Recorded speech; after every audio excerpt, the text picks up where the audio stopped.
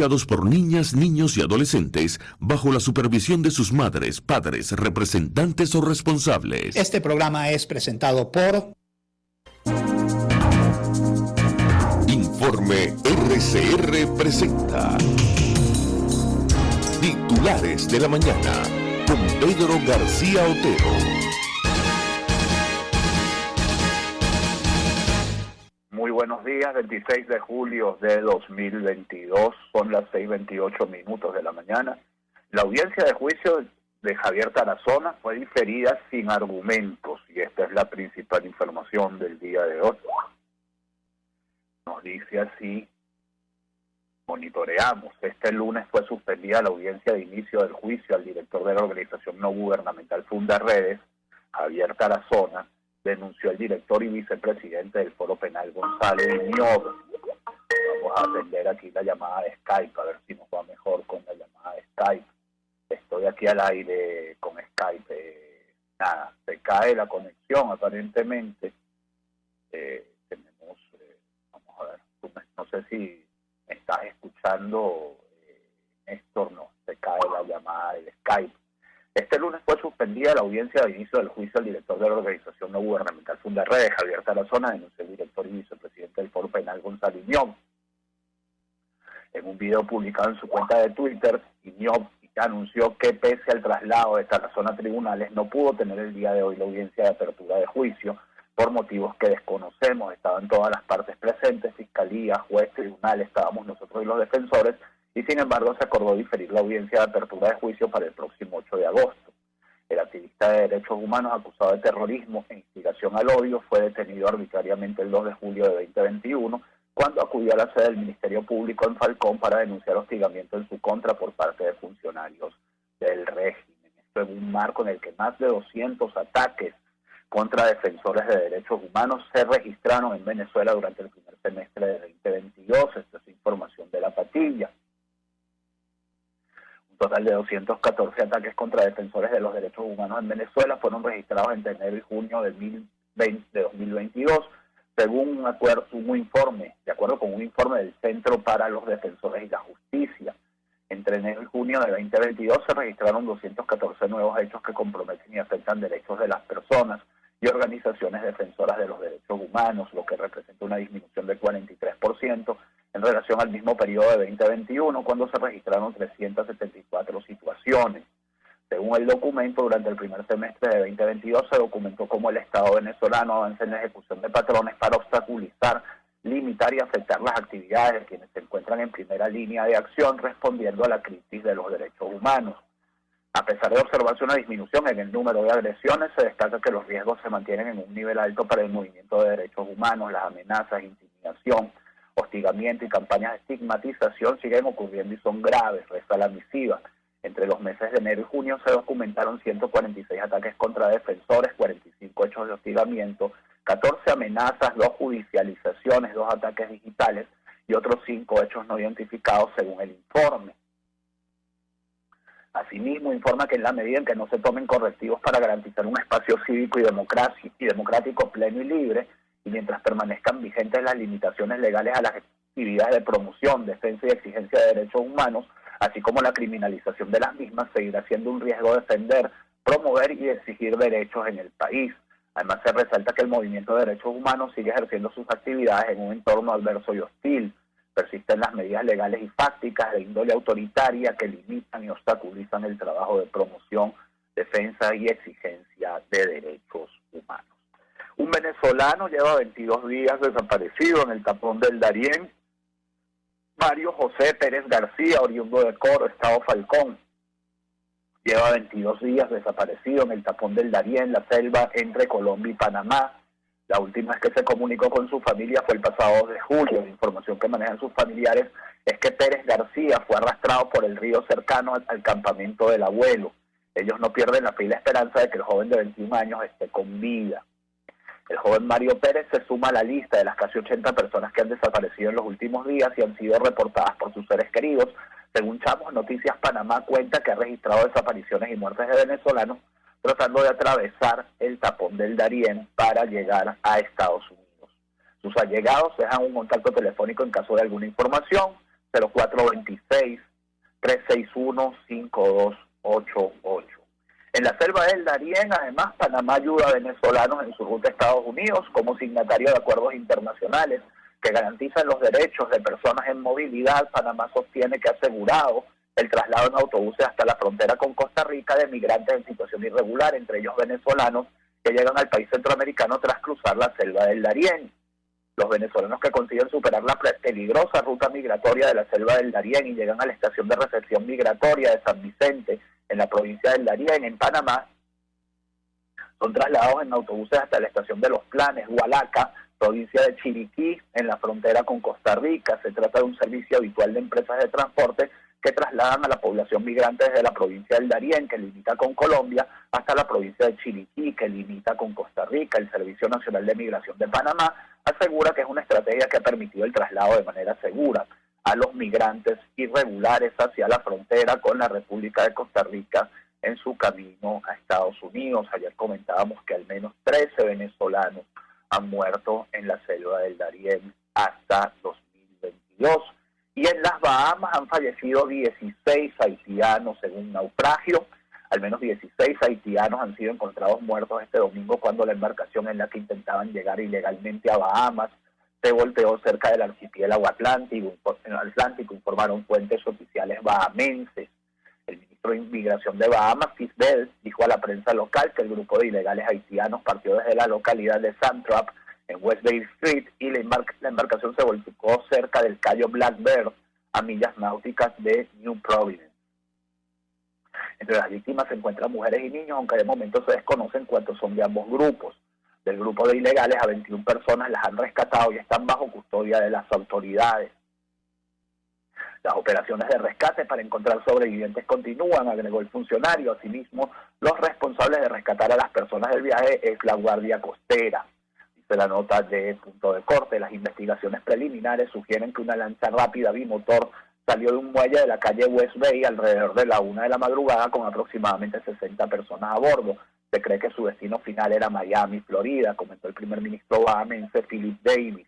Los equipos de rescate esperaron al amanecer del domingo 24 de julio para recuperar los cuerpos, indicó el titular de Inmigración bahamense.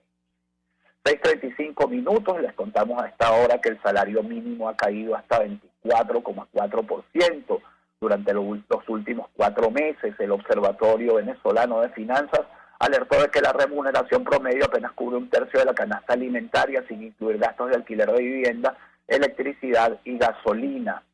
Este lunes 25 de julio, el salario mínimo de un trabajador en Venezuela llegó a cotizarse en $22,68, de acuerdo con el Banco Central de Venezuela, que ubica el valor de la divisa en 5,73 bolívares por dólar. Eso significa que el salario mínimo ha caído un 24,4% de su cotización original del mes de enero, cuando el gobierno de Maduro lo aumentó a 130 bolívares, que en ese momento equivalían a unos $28 mensuales. La caída o desvalorización del salario mínimo en Venezuela hace que el venezolano solo pueda cubrir el 5% de la canasta básica, según un informe publicado por el Centro de Documentación y Análisis Social de la Federación Venezolana de Maestros, Sendas FBM. El mes de junio, de acuerdo con Sendas FBM, en mayo se requirió el equivalente a 18,99 salarios mínimos mensuales para adquirir una canasta alimentaria de 60 productos para un promedio de 5 personas. Y, según se dice, 85% de los venezolanos aseguran que a diario se presentan entre 2 y 8 caídas del sistema ABA. De acuerdo al informe de monitoreo de servicios públicos que realiza la ONG Se Dice Libertad, también hubo 14.666 apagones el mes de junio a nivel nacional. Encabezando la lista de entidades con mayor número de horas sin suministro eléctrico, Mérida, Zulia y Falcón. Por su parte, Táchira reportó el pasado mes el peor desempeño en materia eléctrica, con un promedio de horas sin suministro que sobrepasa las 9 al día. Con relación al servicio de agua, el informe indica que un venezolano promedio invierte entre 8 y 20 horas semanales de su tiempo para almacenar y tratar el agua que consume. Zulia, Guárico y Falcón son los estados donde las personas deben recorrer la mayor cantidad de kilómetros para recolectar agua no potabilizada para uso y consumo en zonas rurales. El transporte público también está incluido en los servicios que presentan fallas a nivel nacional. Por ejemplo, en Caracas, un pasajero debe usar 2 o 3 medios de traslado para movilizarse. 6:37 minutos, estos son los titulares de la mañana, hoy solo en modo audio, problemas en el internet en la emisora, hay menestares en la dirección de la estación, Néstor Tobar en los controles, quien les habla Pedro García Otero. Hacemos este programa que llegue a ustedes como cortesía del consultorio veterinario del doctor Alfredo Cova y de Equimédica, alquiler de equipos médicos, todo lo que se necesita para la atención del paciente hospitalizado en el hogar. A las 6:38 minutos de la mañana, perdonen, les comentamos que Delcy y Jorge Rodríguez inspeccionaron construcción del monumento a su padre en la UCB. La vicepresidenta del régimen dice: monitoreamos Delcy Rodríguez y su hermano, el presidente de la cuestionada Asamblea Nacional Chavista, Jorge Rodríguez, inspeccionaron este lunes los trabajos de construcción del monumento en homenaje a su padre en tierra de nadie de la Universidad Central de Venezuela.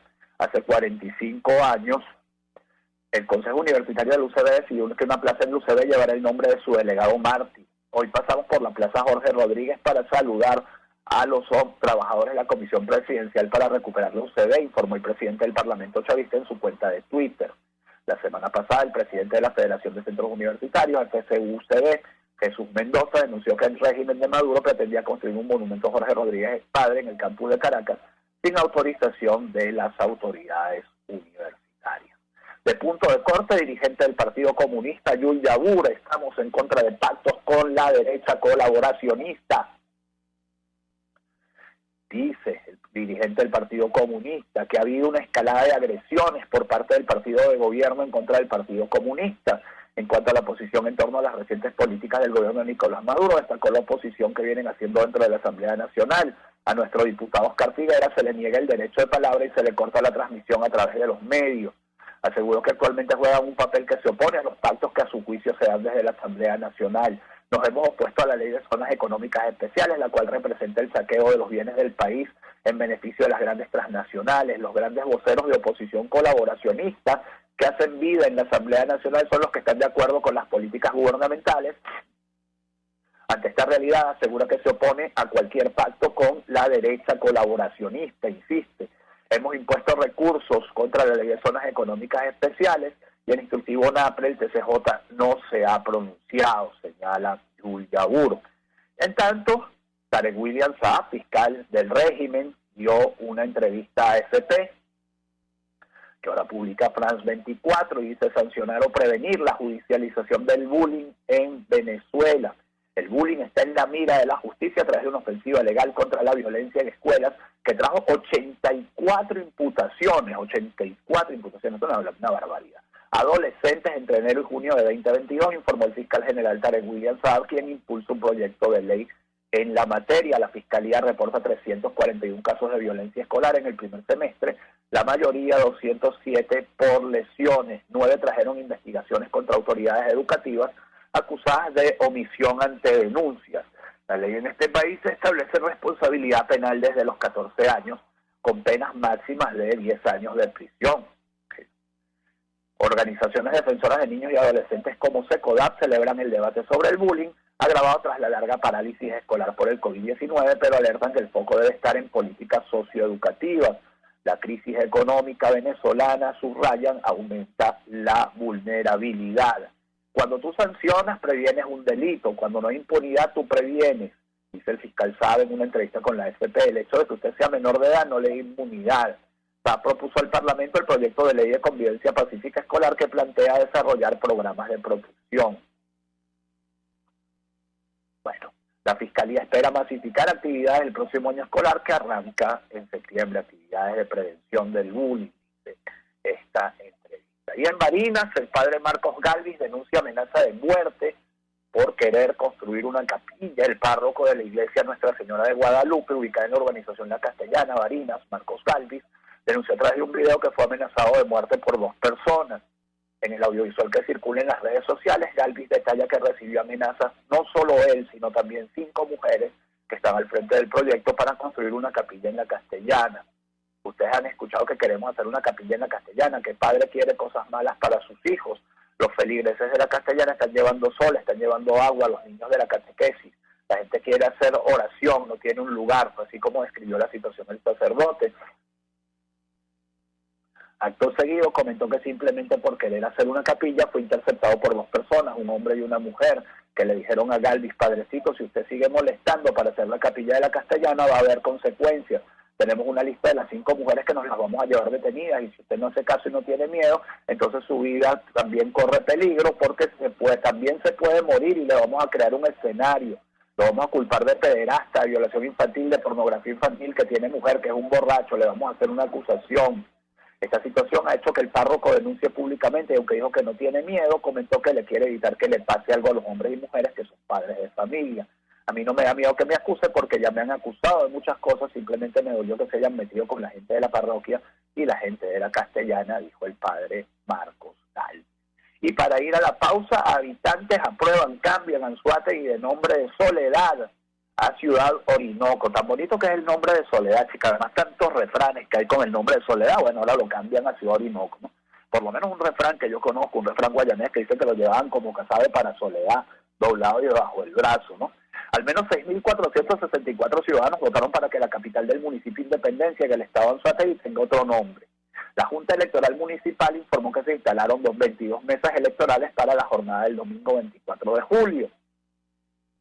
El cambio de nombre de Soledad fue aprobado este domingo 24 de julio en la consulta popular. Los habitantes del municipio Independencia del estado de Anzoátegui decidieron que ahora su capital se llame Ciudad Orinoco. El gobernador de Anzoátegui, Luis Marcano, informó a través de las redes sociales que casi 8.000 vecinos participaron en la jornada y que 80% de los electores dijeron sí a la propuesta del alcalde Hernán Rodríguez.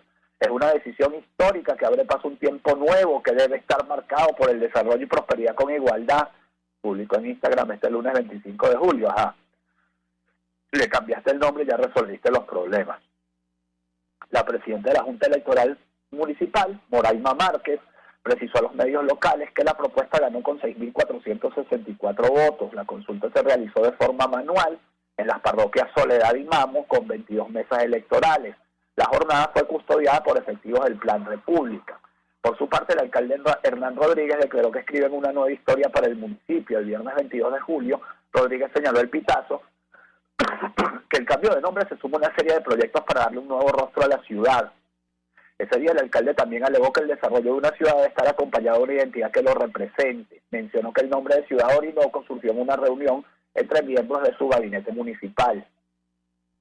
La medida fue criticada por dirigentes de oposición porque incluía la participación de adolescentes mayores de 15 años y por estar regida por la ley de las comunas. El exconcejal Lander Ortega declaró el 22 de julio que solicitaría la nulidad del proceso. Y ciertamente, si hay un nombre bonito en este país, es ese nombre, ¿no? Soledad, ese nombre de ese pueblo que además alude tanto a su condición geográfica, porque Soledad realmente está solito ahí en la margen norte del Orinoco, ¿no? En la margen norte, sí, del Orinoco, en Anzoátegui, mirando hacia Ciudad Bolívar. Bueno, ahí es donde está el puente del Orinoco. Bueno, ahora deciden cambiarle el nombre.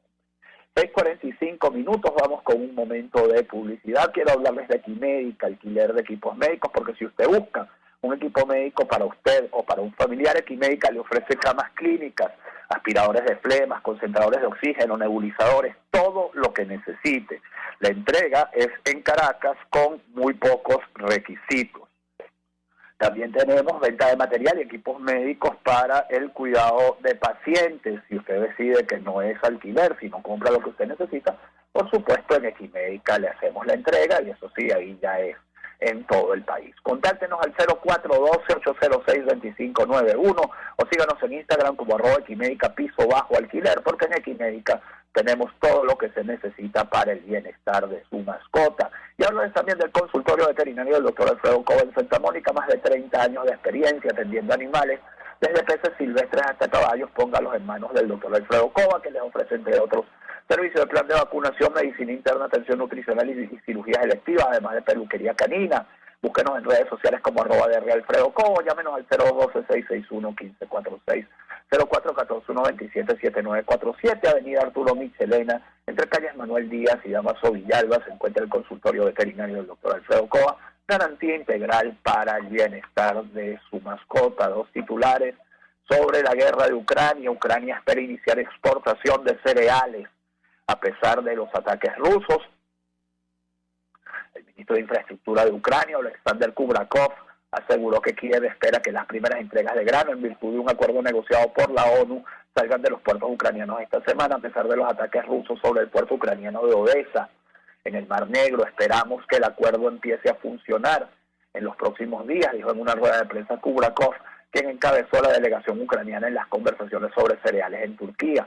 Nos estamos preparando para que todo comience esta semana, añadió y publicó Infobae. Kubrakov también destacó la importancia de la seguridad tras la huelga en el puerto de Odesa, uno de los 3 centros de exportación designados en el acuerdo.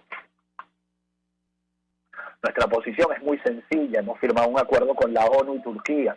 Si las partes dan la seguridad, el acuerdo funcionará, si no lo hacen, no funcionará, dijo Kubrakov, quien añadió que el desminado se llevará a cabo exclusivamente en las rutas marítimas necesarias para la exportación de grano, mientras que los barcos ucranianos acompañarán a los convoyes de salida que transportarán no solo grano, sino también fertilizantes.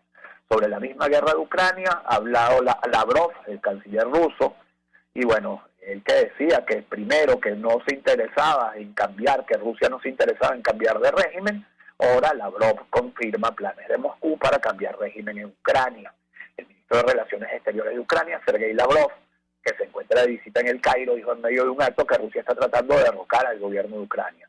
En ese sentido apuntó a que ayudarán al pueblo ucraniano a liberarse del régimen prooccidental que lidera el presidente ucraniano Volodymyr Zelensky. Por supuesto que vamos a ayudar al pueblo ucraniano a liberarse del régimen que es absolutamente contrario al pueblo y contrario a la historia, ha afirmado Lavrov, y ha asegurado que los pueblos rusos y ucranianos vivirán juntos en el futuro. Lavrov ha argumentado que Rusia lo siente por el pueblo ucraniano, que merece algo mucho mejor, lo sentimos por la historia ucraniana, que se derrumba entre nuestros ojos, y lo sentimos por quienes han caído en la propaganda del régimen de Kiev y quienes lo apoyan y quieren convertir a Ucrania en enemiga eterna de Rusia. No lo conseguirán, apuntado durante un encuentro con representantes permanentes de los estados de la Liga Árabe. En los últimos días, el liderazgo ruso ha endurecido públicamente su posición en la guerra de Ucrania. De hecho, el miércoles Lavrov amenazó con ocupar más territorios fuera de la región oriental del Donbass, donde la mayor parte de la lucha se concentra actualmente. Con este sorpresivo anuncio de que Moscú quiere cambiar el liderazgo en Kiev, Lavrov también contradice sus propias declaraciones hechas en abril, en las que señaló que no tenemos planes de cambiar el régimen en Ucrania, en una entrevista con el canal de televisión India Today, asegurando que le correspondía a los ucranianos decidir bajo qué liderazgo quieren vivir. Y en Canadá, el Papa Francisco pide perdón por el mal que tantos cristianos hicieron a los indígenas. Decirles de todo corazón que estoy profundamente dolido, pido perdón por la manera en la que, lamentablemente, muchos cristianos adoptaron la mentalidad colonialista de las potencias que oprimieron a los pueblos indígenas, dijo Francisco. El Papa Francisco en Masuacis, Canadá, pidió perdón por el mal que tantos cristianos le hicieron a los indígenas durante la colonización y por la cooperación e indiferencia de la Iglesia Católica. En su visita a la localidad de Masuacis, donde se encontraba uno de los mayores internados, en los que el Estado canadiense organizó los procesos de asimilación de los niños de los pueblos originarios. Decirles de todo corazón que estoy profundamente dolido, pido perdón por la manera en la que lamentablemente muchos cristianos adoptaron la mentalidad colonialista de las potencias que oprimieron a los pueblos indígenas, dijo Francisco, sentado ante representantes de los jefes de los pueblos originarios y más de 2.000 personas, entre ellas muchas víctimas de estos internados. El pontífice viajó a Canadá tras la invitación de los pueblos originarios para que viniese a disculparse por los abusos perpetrados en los internados gestionados, muchos de ellos por la Iglesia Católica, y donde cerca de 150.000 niños fueron arrancados de sus familias, mientras que se ha estimado que más de 4.000 murieron por maltratos y enfermedades, la mayoría enterrados en fosas comunes sin ninguna identificación. Llego hasta sus tierras nativas para decirles personalmente que estoy dolido, para implorar el perdón a Dios, la sanación y la reconciliación, para manifestarles mi cercanía, para rezar con ustedes y por ustedes, dijo Francisco en español, una petición que los indígenas recibieron con aplausos.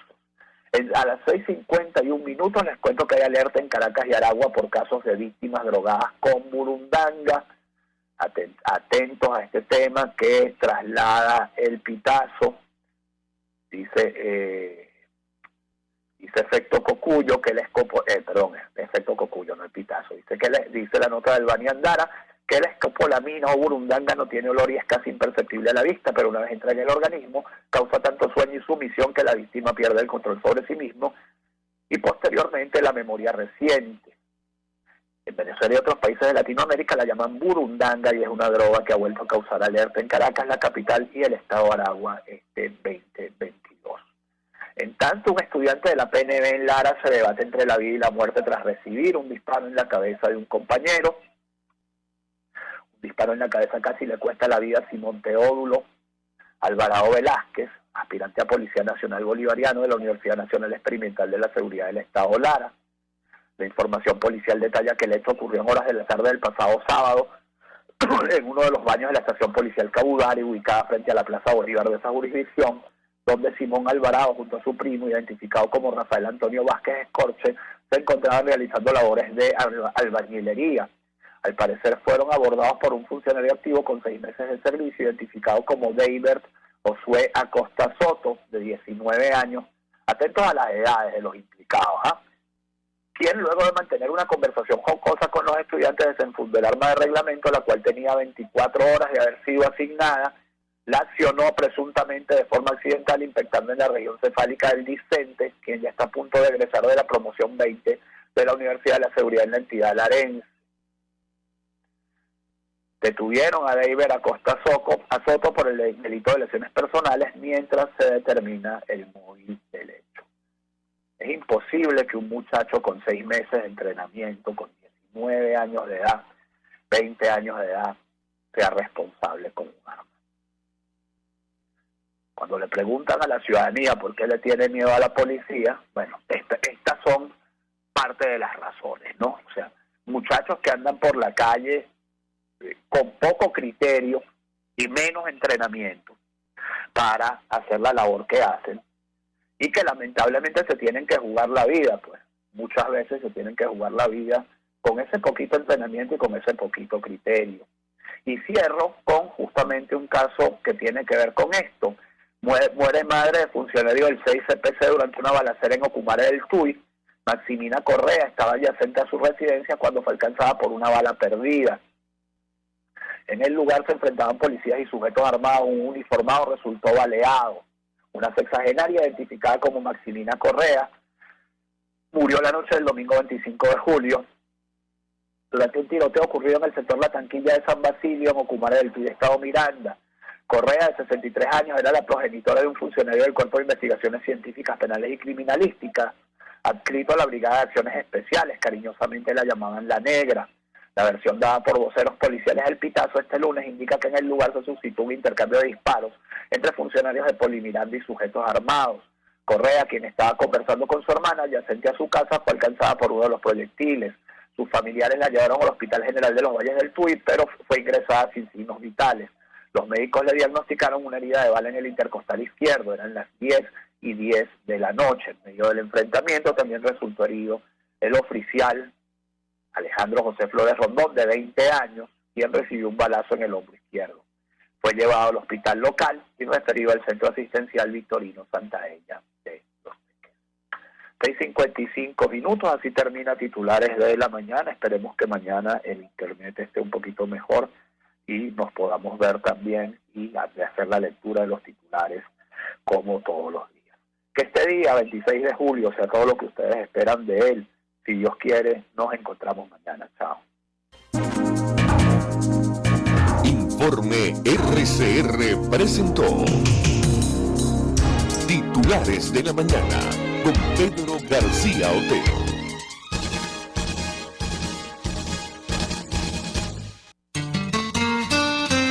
RCR 750 AM, porque lo bueno une. El siguiente espacio educativo está dirigido a niños, niñas y adolescentes. RCR presenta Una Tierra Azul, esa pequeña roca suspendida en el espacio en la cual vivimos. Una producción nacional independiente de Jimmy Stone Reverón, certificado 18804. En el invierno de 1980, 16 pescadores daneses fueron rescatados después de pasar 1 hora y media en las aguas del Mar del Norte. Todos ellos caminaron por sus propios medios, charlaron con sus rescatadores y bajaron a tomarse una bebida caliente. A los pocos minutos, los 16 hombres cayeron súbitamente muertos. Los especialistas en hipotermia conocen el fenómeno como el shock del recalentamiento. Se produce cuando la sangre que se había quedado fría pasa demasiado rápido al interior del cuerpo. En los casos más graves, la única salvación es sacarle la sangre al paciente, calentarla y volverla a introducir en el organismo. Entre los expertos se resume con un viejo dicho: no estás muerto hasta que estás caliente y muerto. Los especialistas también conocen otros fenómenos curiosos relacionados con el frío, como las alucinaciones de los escaladores o las personas que aparecen desnudas en la nieve y lucharon por quitarse la ropa hasta el último momento. Antes de morir, les asaltó un calor insoportable y este fue provocado por la dilatación de los vasos periféricos que trataban de retener el calor. Pero lo que mejor han aprendido los expertos es que el frío difumina la fina barrera que separa la vida y la muerte. Desde el punto de vista de la física, el frío no es más que inactividad, o mejor dicho, ralentización o disminución de la velocidad del movimiento. Si alcanzamos el cero absoluto, la actividad atómica cesaría por completo y no habría movimiento alguno. Aunque estamos hablando de bajar solo unos grados, esa ralentización del metabolismo podría explicar los casos de personas que sobreviven a pesar de haber estado congeladas y aparentemente muertas durante horas. Su actividad metabólica se ha reducido hasta niveles tan extremos que un mínimo consumo de oxígeno les permite sobrevivir.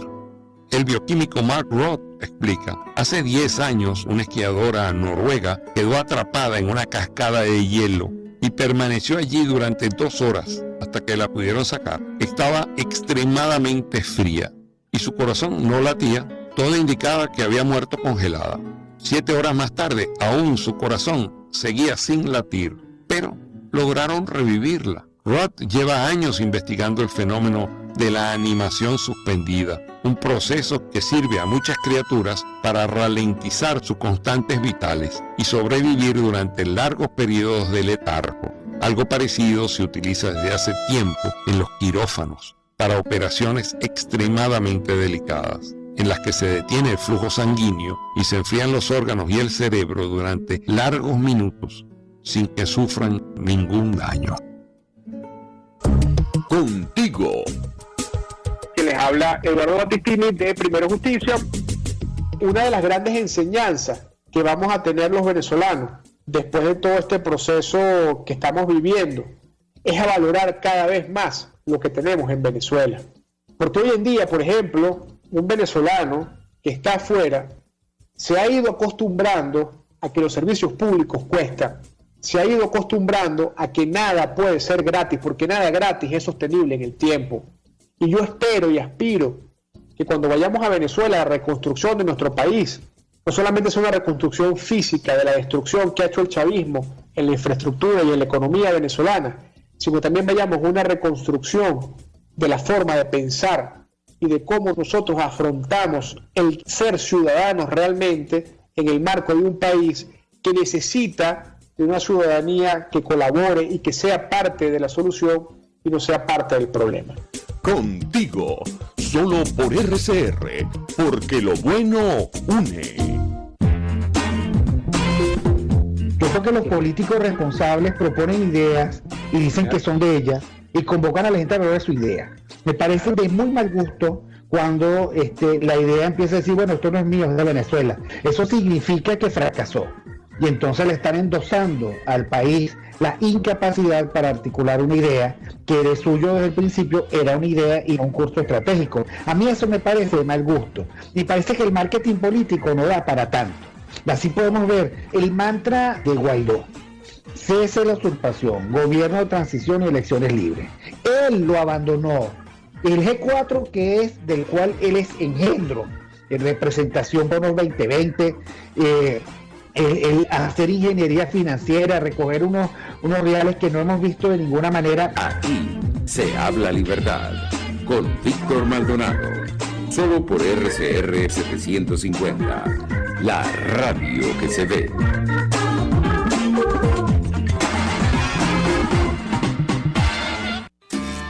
Estos tipos, que a mí lo que más me revienta y me saca la piedra es que les digan empresarios, porque no han movido un emprendimiento en su vida, pero ni siquiera del pensamiento, porque no han pensado una idea propia nunca, se convirtieron en boliburgueses a raíz de que tenían la ventaja competitiva frente al resto de los mortales de que les daban dólares preferenciales. ¿Y qué hacían? Legitimaban capitales. ¿Y qué hacían? Se llenaban los bolsillos con el dinero que lamentablemente Venezuela produce por ser un país petrolero y que le cae a Venezuela casi que del cielo por tener yacimientos de petróleo del norte al sur y del este al oeste. Entonces, la creación, además de esta cosa asquerosa que es la boliburguesía, que son unos ricos que exhiben su mal gusto al tiempo que exhiben lo robado, cuando en las calles de Caracas ahora se les ve de a 10 por locha, son además la encarnación de Alex Saab. Y así nos va, de lunes a viernes a las 4 de la tarde. Radio Caracas Radio, porque lo bueno une.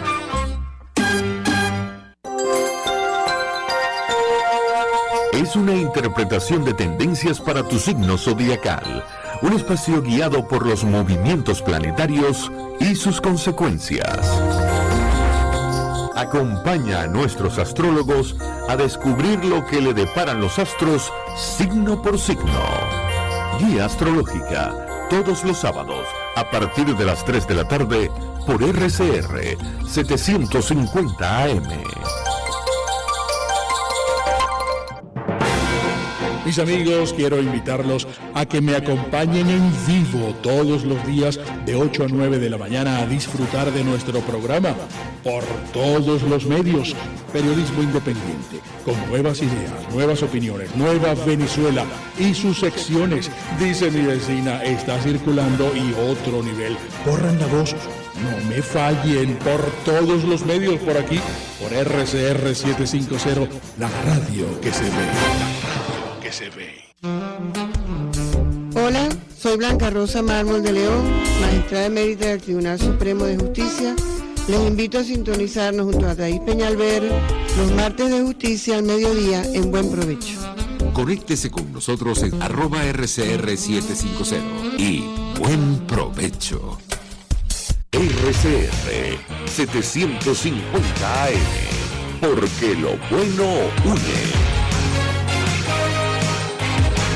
RCR le informa que en este momento pasamos de horario supervisado a horario todo público. RCR 750 AM, porque lo bueno une. Pluralidad contigo, respeto contigo, responsabilidad contigo, libertad contigo. Estamos contigo y punto. De lunes a viernes a la 1 de la tarde. Contigo, solo por RCR 750 AM. Porque lo bueno une. El siguiente espacio educativo está dirigido a niños, niñas y adolescentes. Cultura ecológica para el mundo real. RCR presenta El Conuco de Prometeo, una producción nacional independiente de Carlos Peláez, certificado número 22388, para dar cumplimiento al artículo 14 de la Ley de Responsabilidad Social. No son una, ni dos, ni tres, sino tres mentiras verdes.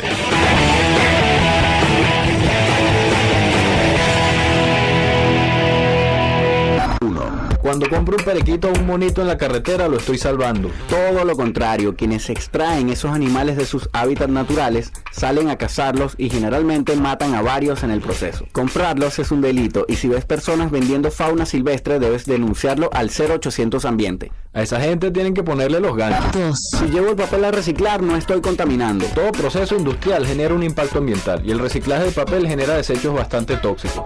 Aunque siempre es mejor reciclar que simplemente botar el papel, lo ideal es siempre reducir el consumo. ¿Para qué necesitamos tanto papel si tenemos celulares y computadoras? 3. Si construyo con madera, estoy acabando con la selva. No siempre. Si la madera proviene de bosques de manejo sustentable certificado, es bastante más ecológico que el cemento. Hay que insistir en que Venezuela presente certificaciones de sustentabilidad. Pero cuidado, hay mucho maderero que vende de talas ilegales. 14. No fueron una, ni dos, ni tres, sino tres mentiras verdes. RCR presentó El Conuco de Prometeo, una producción nacional independiente de Carlos Peláez, certificado número 22388, para dar cumplimiento al artículo 14 de la Ley de Responsabilidad Social. RCR 750 AM, porque lo bueno une. El siguiente programa de opinión